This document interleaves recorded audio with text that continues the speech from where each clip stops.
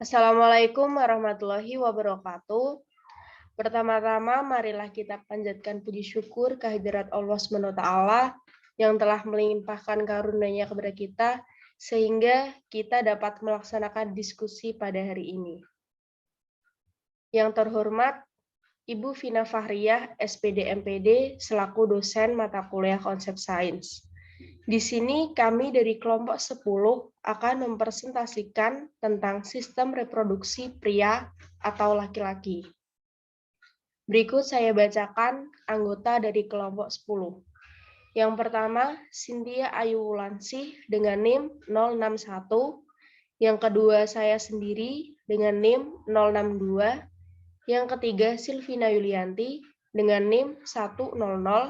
Dan yang terakhir, Naili Putri Rahmawati dengan NIM 051.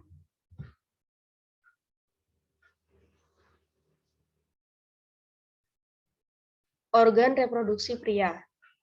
Alat reproduksi laki-laki atau pria terdiri dari bagian luar, eksternal, dan bagian dalam, internal. Bagian dalamnya memiliki peran yang penting untuk sistem reproduksi pria. Berikut organ reproduksi pria bagian luar atau eksternal. Yang pertama ada penis, yang kedua skrotum, yang ketiga testis, dan yang keempat epididymis. Penis. Terdapat 3 bagian utama anatomi penis. Yang pertama, akar atau basis. Bagian ini menempel pada dinding perut bagian bawah. Yang kedua ada batang penis. Bagian ini merupakan alat kelamin pria yang berfungsi untuk penetrasi ke dalam vagina. Yang ketiga ada kepala penis. Kepala penis ditutupi oleh lapisan kulit yang akan dihilangkan saat menjalani sunat. Pada ujung kepala penis terdapat lubang kecil yang merupakan bukaan dari saluran kemih. Bagian ini akan menjadi tempat keluarnya cairan semen dan urin. Pada alat kelamin pria, terdapat ujung-ujung syaraf yang sensitif terhadap rangsangan.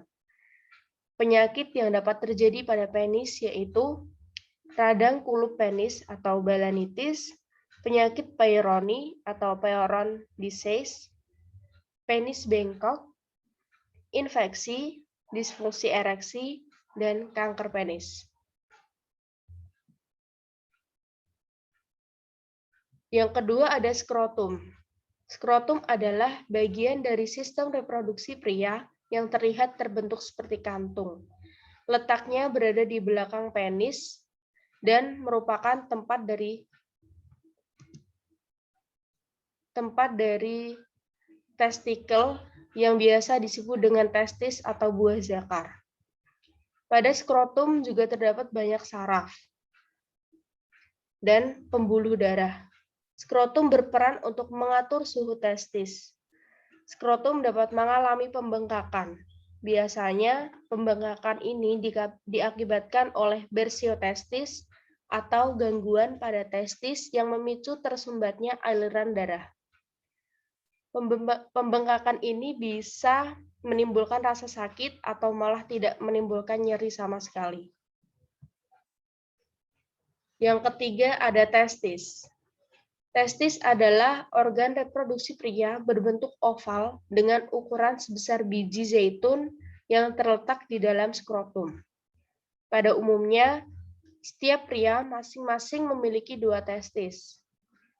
Fungsi testis adalah untuk menghasilkan testosteron, yang merupakan hormon seks pada pria.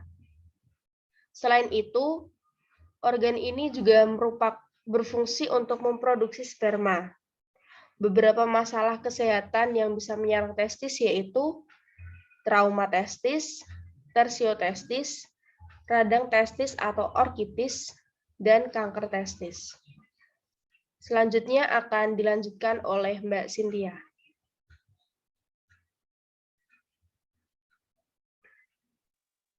Empat, epididymis.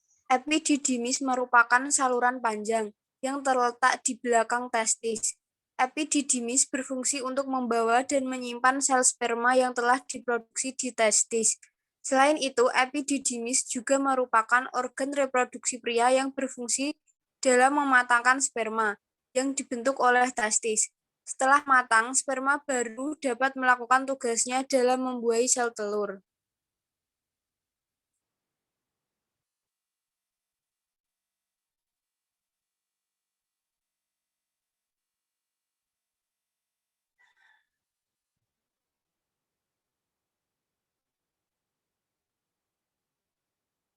Organ reproduksi laki-laki bagian internal juga disebut sebagai organ aksesori. Ada 6 organ yang termasuk, yaitu 1. Vas deferens. Organ ini merupakan saluran panjang dan tebal, mulai dari epididymis hingga ke rongga panggul. Organ ini terletak di belakang kandung kemih. Vas deferens berfungsi mengantar sperma matang ke uretra sebagai persiapan ejakulasi.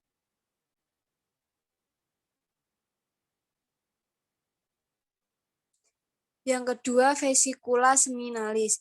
Vesikula seminalis merupakan organ berbentuk kantung yang menempel pada vas deferens di dekat bagian dasar kandung kemih. Organ ini berguna dalam memproduksi cairan sebagai pemberi energi sperma untuk bergerak.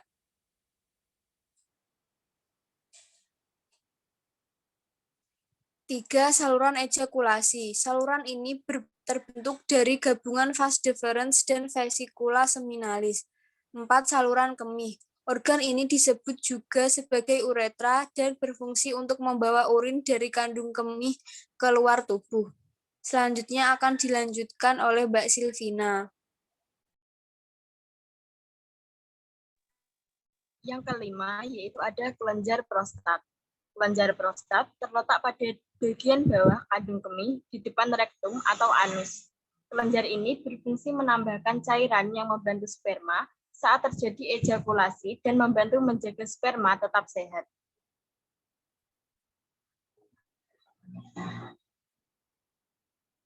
Untuk yang keenam ada kelenjar bulbouretral. Kelenjar bulbouretral disebut juga sebagai kelenjar Cowper. Organ ini berfungsi untuk memproduksi cairan yang melincirkan saluran kemih. Selain itu, organ ini juga membantu menetralisir kesamaan di saluran kemih yang terbentuk akibat sisa urin.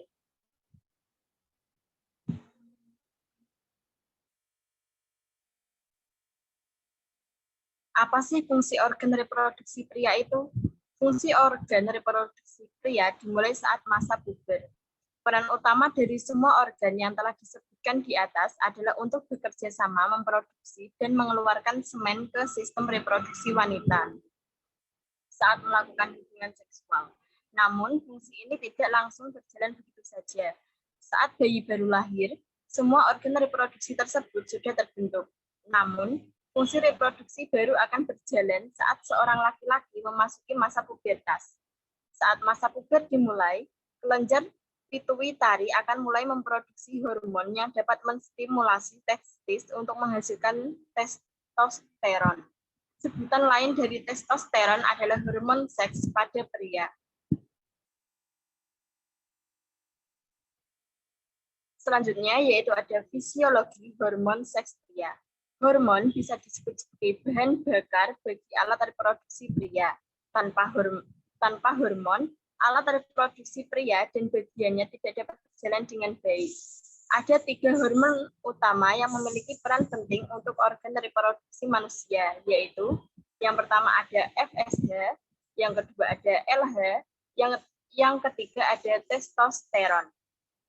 FSH dan LH adalah 2 hormon yang diproduksi di kelenjar pituitari.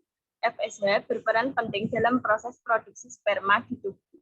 Sementara itu, LH berperan dalam produksi testosteron yang juga diperlukan dalam proses pembentukan sperma. Untuk materi selanjutnya akan dipresentasikan oleh Mbak Naili. Kelenjar pituitari mensekresikan 2 hormon gonadotropin dengan pengaruh yang berbeda-beda pada testis. LH merangsang produksi androgen oleh sel Leydig, sedangkan FSH mempengaruhi tumbuh seminiferus untuk meningkatkan spermatogenesis. LH dan FSH diatur secara bergantian oleh hormon hipotalamus talamus atau yang disebut GNRH. Konsentrasi dan GNRH negatif oleh aliran GNRH dikontrol melalui umpan balik negatif dari LH dan FSH.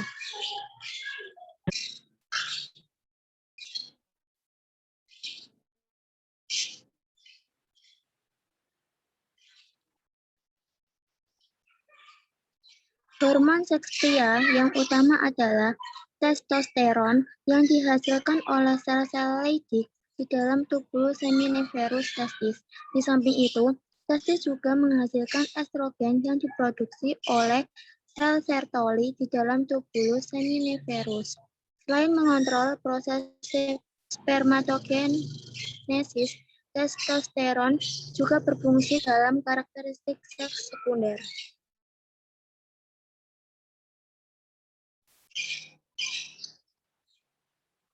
Berikut adalah karakteristik sekunder. Yang pertama, ada genitalia eksterna, penis memanjang dan melebar, skrotum menjadi gelap dan melipat-lipat. Yang kedua, genitalia internar, kelenjar aksesoris membesar dan mengeluarkan sekret. Yang ketiga, suara. Suara, laring membesar, pita suara memanjang dan menebal, suara berat. Yang keempat, ada pertumbuhan rambut, yaitu munculnya janggut garis rambut kepala mundur, tumbuh rambut di bagian tertentu.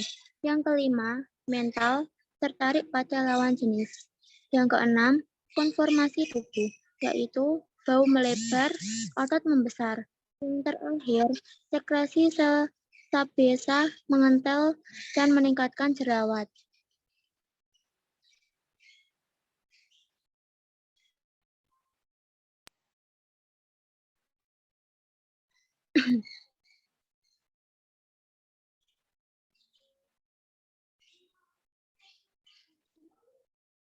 Produksi testosteron jugalah yang menyebabkan berbagai perubahan fisik pada laki-laki yang sedang puber, seperti membesarnya skrotum dan testis, membesarnya penis, vesikulasi seminalis, kelenjar prostat.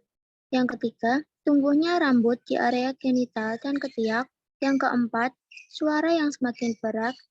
Yang terakhir, bertambahnya tinggi badan.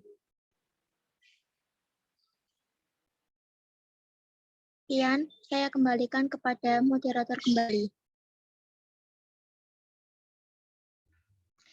Berikut adalah presentasi kelompok kami. Apabila ada kesalahan, mohon dimaafkan. Sekian dari kami. Wassalamualaikum warahmatullahi wabarakatuh.